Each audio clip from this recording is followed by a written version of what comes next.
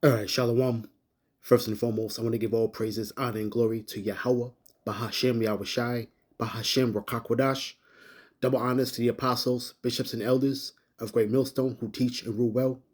And salutations to the Yakim out there laboring of the hopeful elect that's doing this work in truth and sincerity and going into, prophecy. And pretty much we already know now the ensuing war that's brewing between Iran and Israel. And we see now how Iran just pretty much retaliated a few days ago. Now, pretty much now, they said that they will not retaliate anymore. They pretty much have accomplished what it is that they set out to do. Pretty much to uh, show Israel and pretty much the West that they're not gonna, be any type of pushover. You know, and Iran has been an Achilles heel throughout history with the U.S. When they pretty much back in 1979 with the Iran hostage situation. Pretty much it's for another lesson, but when the new regime have pretty much taken over Iran, and pretty much Iran, prior to 1979, they were in bed with the West, and then they had oil deals. But then when the revolution happened, okay, in Iran in 1979, you had a lot of American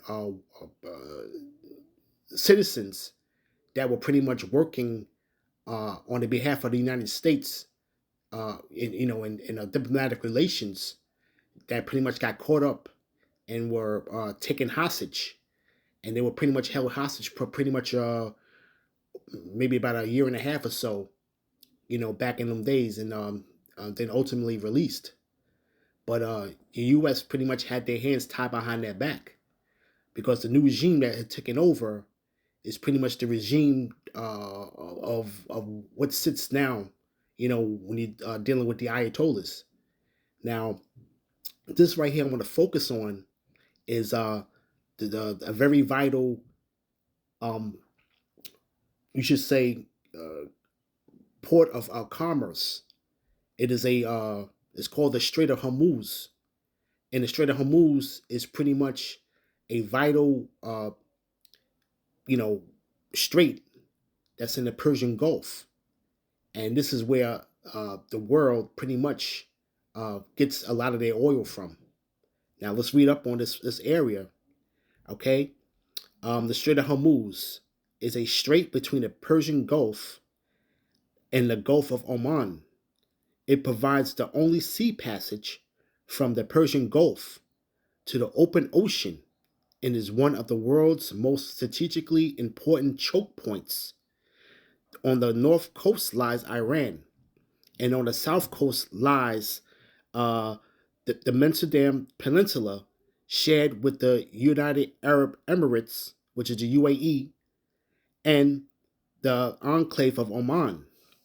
The strait is about 90 nautical miles long, and the width varying from about 52 miles. Now, give you a little example of what this strait looks like. Okay, this is a very narrow passage, as you see here.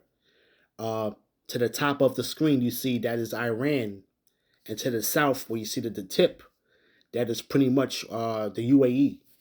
Now, ships have to pass through this, and right now, you're having a very crowded assortment of battleships that are pretty much entering into the Persian Gulf, which you would see the Persian Gulf is pretty much on your screen. You will be to your left hand side with that body of water. Now, once this war pretty much gets underway, so to speak, on a larger scale, you're going to see gas prices go through the roof, pretty much. You see, and this is a choking point because Iran, which pretty much has uh, authority over a lot of the waters, okay, in this area, which is part of their territory. they would have the ability to pretty much choke off the Strait of Hormuz, which you see here. And this is where the world's pretty much going to see gas prices going to the roof. Now, the U.S. said that they're not going to interfere within this war, but we know that the least of the flock shall draw them out. So we know something down the pipeline is going to come by the hands of Israel. But the U.S. pretty much knows the major repercussions on if they get involved with this whole thing. Okay, because China pretty much is going to jump into this. You see? And let's look real quick at let's see here. I want to pull up something real quick. You see this chart here, and this is really speaking about the oil trade flow. Now I want to focus on foreign countries that pretty much benefit from the shipping of oil. Okay, and this is going by millions of barrels per day. Okay, and you're seeing here on this chart here. Okay, one of their major suppliers, and this is, its chart is pretty much from 2018, but nevertheless, it has increased much more since. But China is pretty much a major buyer of the oil that's pretty much coming from Iran. Okay, you see? And now what you have here is that China and Iran have pretty much tight diplomatic relations. You see? And we look at here as of RT News, okay? And this pretty much was an exercise that happened pretty much recently. It says Russia, China, and Iran launch joint naval exercise. It says warships from the three countries will run drills to ensure maritime security. So China pretty much has a big interest within this the Strait of Hormuz, and they pretty much have, their best interest is to pretty much have their resources pretty much sent to them uninterrupted. Okay, now this ensuing war, but pretty much may disrupt it. Okay, but it says here, Russian, Chinese, and Iranian naval ships are holding a joint exercise in the Arabian Sea this week, staging from the port of Chan Shabar in the Gulf of Oman. Now, the Gulf of Oman was pretty much to the right hand, all right before you enter into the Strait of Hormuz. That is a very narrow passage, which is only about 50 miles wide. You see, it says war games, the maritime belt, are scheduled to run from March 12th to the 15th. But this pretty much has happened already. But it just goes to show you how they are already prepared for what's to come. You see? Now, there's another article here from the RT News where China pretty much has sent 5 warships, okay, pretty much into the Persian Gulf. All right. Now you have a major players of warships that are in the Persian Gulf, pretty much, setting up shop, right along with the U.S. And it's just a matter of time, before this war really pops off. Okay, we pretty much are living in a great big Disneyland where we have a great media block on a lot of the information that's coming out. But if you pretty much seek, you shall find, through secondary media, okay, that what's really really going on. You see, all right. But now you're seeing now, right here on this chart here, you're seeing the countries that pretty much do trade within that Strait of Hormuz. Okay, you got Qatar, Iran, the UAE, Kuwait, Iraq, and Saudi Arabia. You see? Okay, so now all of these are oil producing countries. Now, with this ensuing war pretty much to pop off, it's going to be, you're going to see these gas prices pretty much go through the roof. As you can see here on this chart here, this is as of April the 16th. This is gas prices in California. This is a national average. Okay, as you see here, regular gas in the state of California is $5.45 a gallon, and that's just for regular gas. You see? Now you're thinking about people that have SUVs or pretty much have luxury cars. You know, the gas would command pretty much premium gas, which is at $5 and 82 cent. You see? Now these prices can pretty much more than double. Okay, once this war starts to get popped off. You know, and this is something that we have not witnessed in recent history. You know, of gas prices going up so high. The last time you would see the gas prices of this magnitude pretty much was back in the economic turndown of 2008, 2009. You see? All right.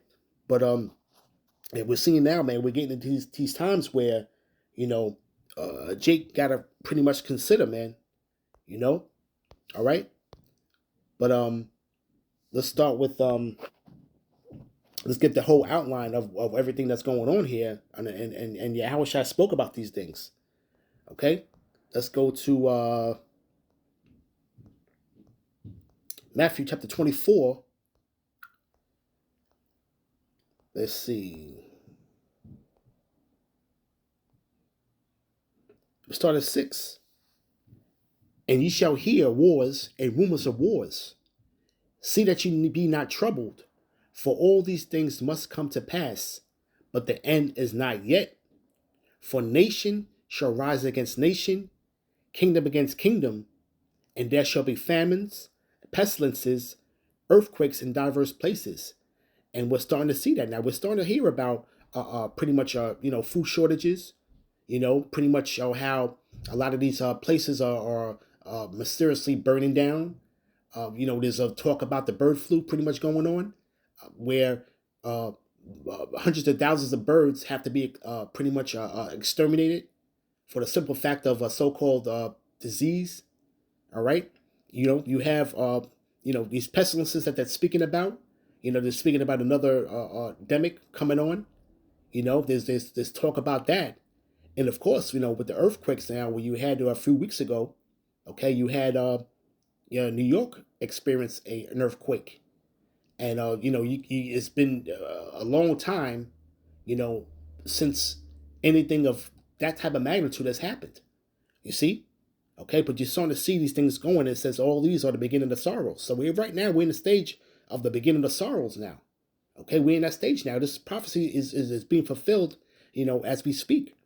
You know, and it says, verse 9, then shall I deliver you up to be afflicted, and shall kill you, and ye shall be hated of all nations for my name's sake. You know, because pretty much, man, you know, prophecy is reigning supreme right now, and it's going to be more echoing in the near future. You know, as we see these revelations unfold, and people are going to be, the powers that be, pretty much are trying to shut up the mouths of the prophets at the end of the day. You see, okay, all right. Pretty much their faith is being exposed.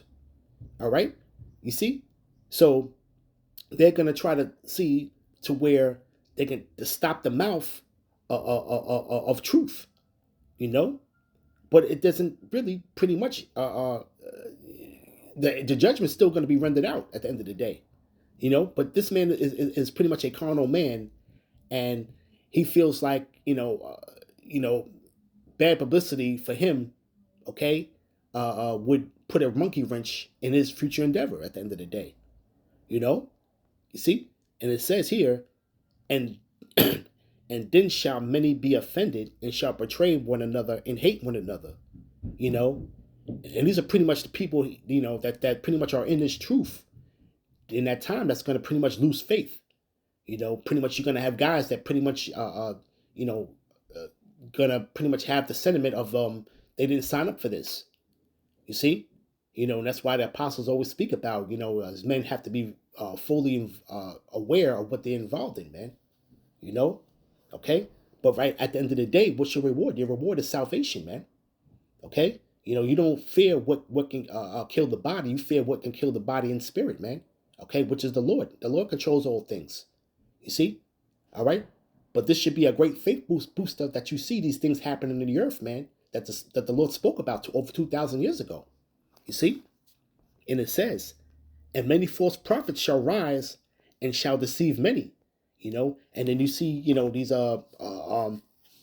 hustling Jakes pastors out there, these hustling pastors out there that are pretty much uh gonna you know lead that congregation to think that they have you know the way to salvation, so to speak.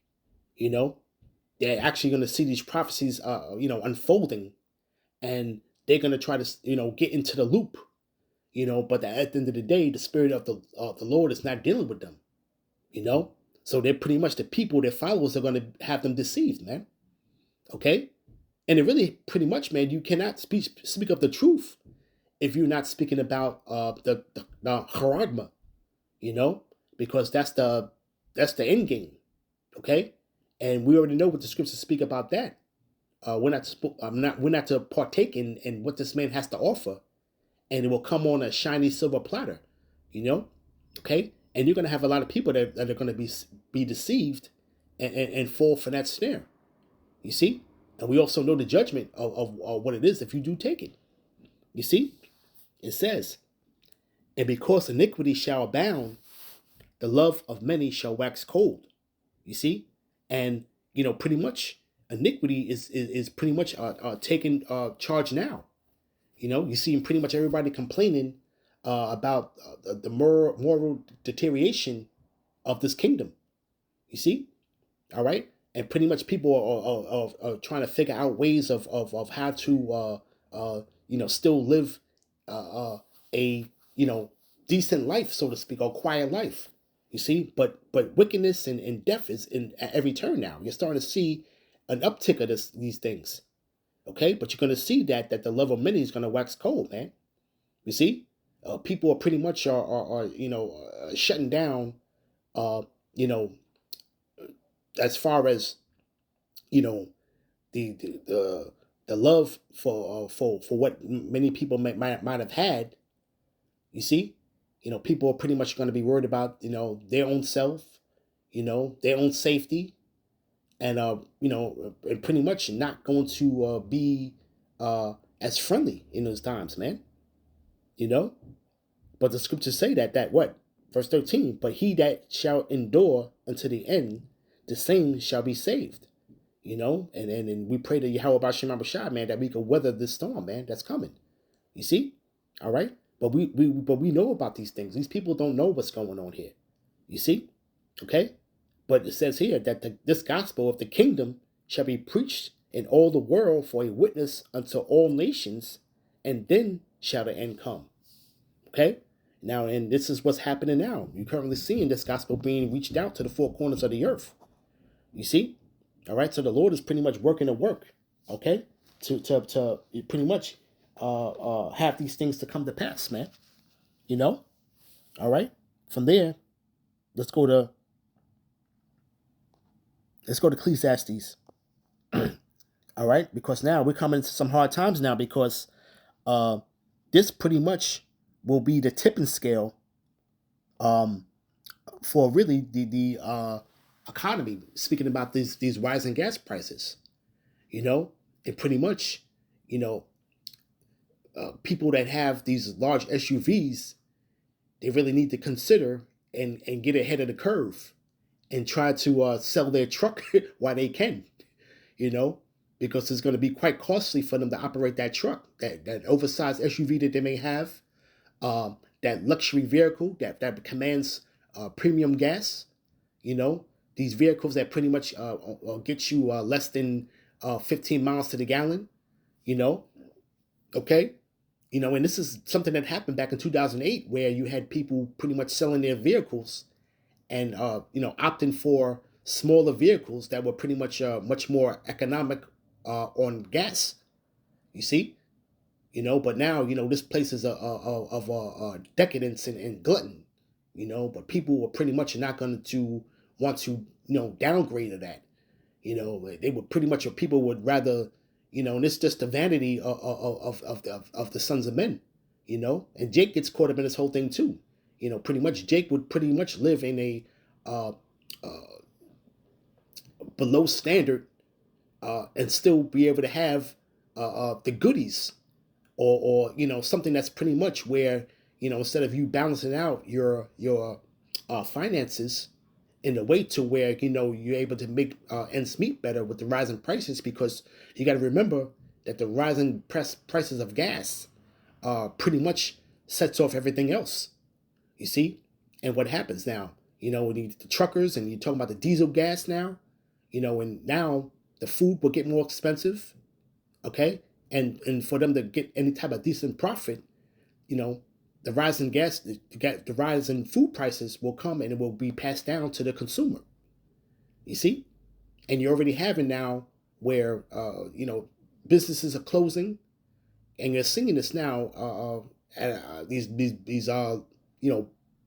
big box stores are pretty much downsizing. People are losing their jobs. You know, and the pretty much the backbone of this place has been what, middle class type jobs, you know, and retail is pretty much a large part of how this place keeps running. The retail business. You got these drugstores chains closing down, uh, pretty much because of theft. You see, okay, they're losing profits, man. Okay, but we're seeing the bad times coming. We're seeing these things coming. We see these things on the news though, but we have no real. You can't put no real pulse on it until you're really out there, in the streets.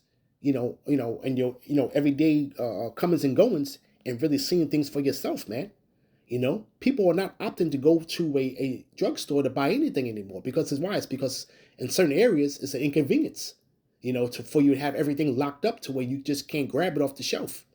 You actually have to ring a bell to have an associate from the store open up the cabinet for you to grab any type of goods.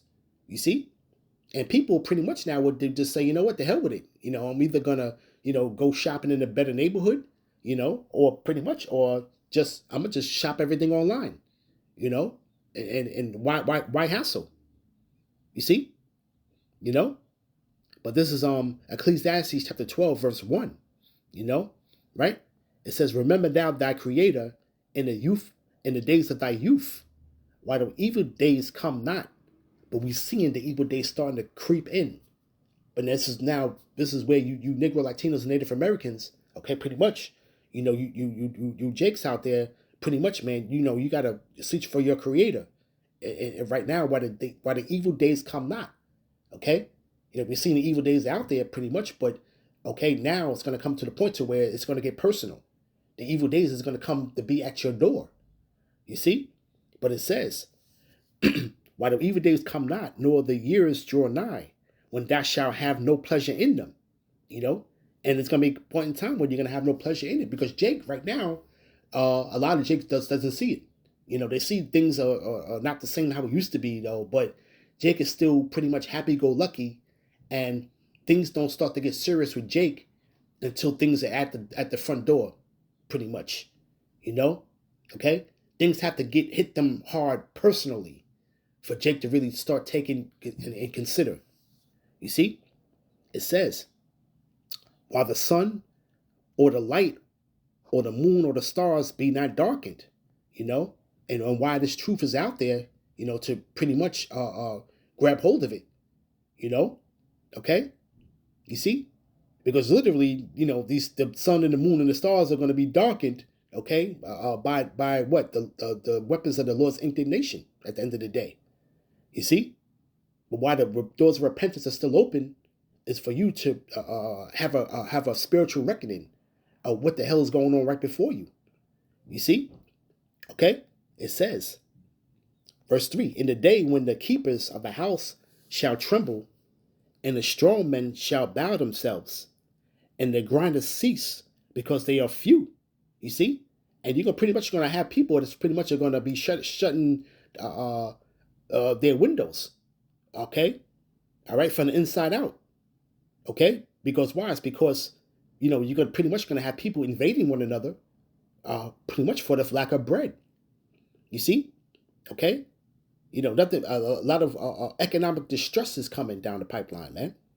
You see, but it says that the grinders shall cease, man. Okay, all right, all right. Work is it's about to be scarce. Okay, and this war, okay, and you hear the rumors of the wars and the retaliation, and but it's inevitable. This is going to be the pretty much the nail in the coffin as far as this failing economic system that's set up here. Okay, that's pretty much built on fiat money. You see? Okay, they're already systematically pretty much setting everything up. But guess what? Enter in, the MOTB, okay? But pretty much this is what can set this off easily. Okay? All right? It says, verse 4, and the doors shall be shut in the streets when the sound of the grinding is low, and pretty much now you pretty much have businesses now that have not recovered from 2020. When you had these the pandemic that was going on, and they had shortened day hours of operation. You have operations now, stores now that are still pretty much operating and have been operating on a shortened day. You see, say if you want to buy any item from Best Buy, prior to 2020, Best Buy used to be open pretty much, 8 or 9 o'clock in the morning.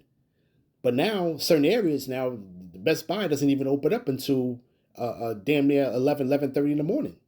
You see, and pretty much closed by what, 6 o'clock. So these businesses used to operate at a larger than 8-hour clip, but now you're starting to see these stores operating at pretty much at 8 and 7 hour clips per day. You see, all right. But you're going to see the grinding low in the streets, man. The sign of the ground and the work.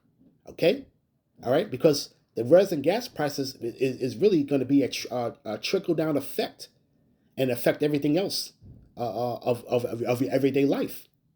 You see, okay, and it says, and he shall rise up at the voice of the bird, and all the daughters of music shall be brought low. You see, the man's gonna pretty much rise up early, man, and really have nothing to do. You see, okay, that mirth pretty much, man, is gonna be brought low, man. That mirth, okay. You see, all right, those times are gonna be over with, man. You see, it pretty much tells you how even a grasshopper will be a burden to man. Why? It's because of the still and the quiet of the streets. That grasshopper, you pretty much are gonna hear that, or like how a cricket, so to speak. Okay, how magnified the sound of a cricket would be in that day. You see, all right, okay, and it's pretty much here. Hey, this right here, this war is pretty much is gonna bring these times on, man. You see, but we have to stay in the fold, man. And just continue to press on, man. All right, from there, let's go to Ezekiel chapter 7, verse 12. Let's see. The time has come, the day draweth near. Let not the buyer rejoice, nor the seller mourn, for wrath is upon all the multitude thereof. For the seller shall not return to that which is sold, although they were yet alive. For the vision is touching the whole multitude thereof, which shall not return, neither shall they any strength in himself in the iniquity of his life. And it's going to be a time of uncertainty. You see, okay, because if some the scriptures speak about how you would sell something, you pretty much cannot. You gotta have to pretty much get up out of there, okay? Because anything of substance that you have can be easily taken away from you, okay? You may get caught up in a snare to where you're selling somebody something, and that the money that you may profit from that, you may get robbed for that. You see? And it pretty much, man, this whole society right now is being set up for a whole big free for all, man. Okay? You see? Right? It says, they have blown the trumpet, even to make all ready, but none goeth to the battle. For my wrath is upon all the multitude thereof. You know, and this place right here, man, is just, uh, you know, just, fat, lazy, and soft, man. You know, okay? These are the people of Babylon. You know, these people were engineered to fit those categories. Hell, you got people that are pretty much fit all three of those categories as being, fat, soft, and lazy. You see? Okay? Pretty much this new generation, man, is not fit for battle, man. Okay? When you have a country that goes to battle, you pretty much, you want to use your young men. Why? It's because they're agile, they're vibrant, and pretty much, and pretty much have of men of old. They had that young lion mentality, man. But now those days are far gone now, man. You see? Okay? You got men now worrying about breaking a nail. You see? you know? But it says, the sword is without, and the pestilence and the famine within. And he that is in the field shall die with the sword, and he that is in the city, famine and pestilence shall devour him. And that's one thing that that last time the pestilence was coming, that came, you had a lot of people from the city try to move out into the country. You see? But what happened now? You're not going to be able to avoid the judgment. You see? Okay? You see? It tells you, man, that you pretty much, the one that's in the field shall die of the sword. You see? But we see now, when you have an overpopulated area, okay, you know, you know, famine and pestilence is going to reign supreme. You see?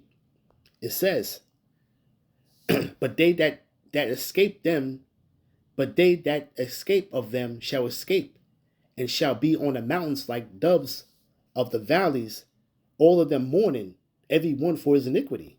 Okay, because people are really going to consider now, man. This is something of a higher power, man. That's pretty much has have a reckoning now. You see, okay, to consider the things, man, that you have done. You know, verse 17: all hands shall be feeble, and all knees shall be weak as water. And I think when you get into that, though, I think it says that pretty much people pretty much are gonna piss on themselves, so to speak. You see, okay, but all hands are gonna be feeble, man. You see, because why? It's because people are don't know what's gonna happen from minute to minute. You know, okay, their life is gonna be weighing in the balance, man, and that's all from the Lord. You know, it says, they also girt themselves with sackcloth, and horror shall cover them, and shame shall be upon all faces, and baldness upon their heads. They shall cast, they shall cast their silver in the streets, and their gold shall be removed. Their silver and their gold shall not be able to deliver them in the day of the wrath of Yahweh. They shall not be satisfied. They shall not satisfy their souls, neither their bowels, because of the stumbling block of their iniquity. You see? Okay, this is all going to be a stumbling block of your iniquity, man. But or whatever riches you have now is not going to be able to deliver you in the day of wrath, man. You see? Okay, so the Lord is pretty much setting the stage for all things to come to pass. And we know that the Lord's word is not going to return back unto him void, but it shall accomplish all that he pleaseth, man. You see? These are the times that's coming. And it's just the fact is that just this little war, all right, and not really the little war, but this will be the segue into what we want to talk about it as the Third World War. You see? Okay? Right from there, let's go to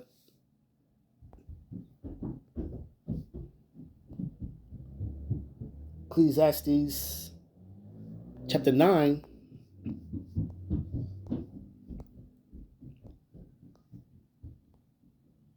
Uh, let's see. All right, let's go start at 12. Ecclesiastes chapter 9, verse 12. For man also knoweth not his time, as the fishes that are taken in an evil net, and as the birds that are caught in a snare, so are the sons of men snared in the evil time, when it falleth suddenly upon them. Just like you said, hey, you know, this truly gonna see this is truly the valley of the shadow of death, man. Okay, right? And pretty much that's what I want to grab right there, you know. But a man knoweth not his time, man. You see, all right. See, because this is all the judgment of the Lord, you know. All right. From there, let's go to Jeremiah real quick. Let's go to Jeremiah chapter 50.